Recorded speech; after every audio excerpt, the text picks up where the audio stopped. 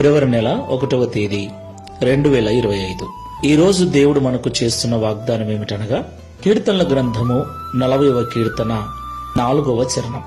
గర్విష్ఠులనైనను త్రోవ విడిచి అబద్ధముల తట్టు తిరుగువారినైనను లక్ష్య పెట్టక యెహోవాను నమ్ముకొనువాడు ధన్యుడు.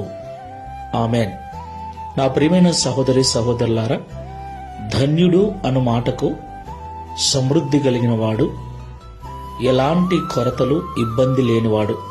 ధన్యుడు అనగా దేవుని చేత ఆశీర్వదించబడినవాడు, దేవుని లెక్కలో నిలిచినవాడు అని అర్థం.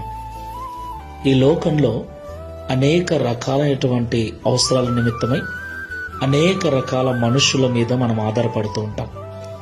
వారిలో గర్విష్ఠులు ఉంటారు, అబద్ధాలు ఆడేవారు ఉంటారు, మోసం చేసేవారు ఉంటారు.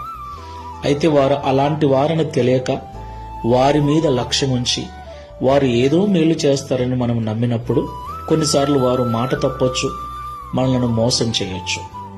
అయితే ఈ లోకంలో మనుషుల మీద కాకుండా యెహోవా మీద ఆశ పెట్టుకొని యెహోవా దేవుణ్ణి నమ్ముకున్నట్లయితే అట్టి వానిని దేవుడు ధన్యునిగా మారుస్తాడని వాగ్దానం చేస్తున్నాడు.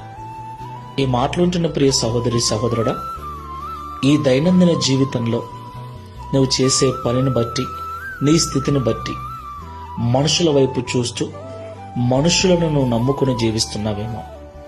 ఒకరోజు వారు మాట తప్పుతారు, మోసం చేస్తారు. కాబట్టి మనుషుల మీద కాకుండా దేవుని మీద ఆశ కలిగి దేవుని మీద మాత్రమే నమ్మకం కలిగి జీవించు.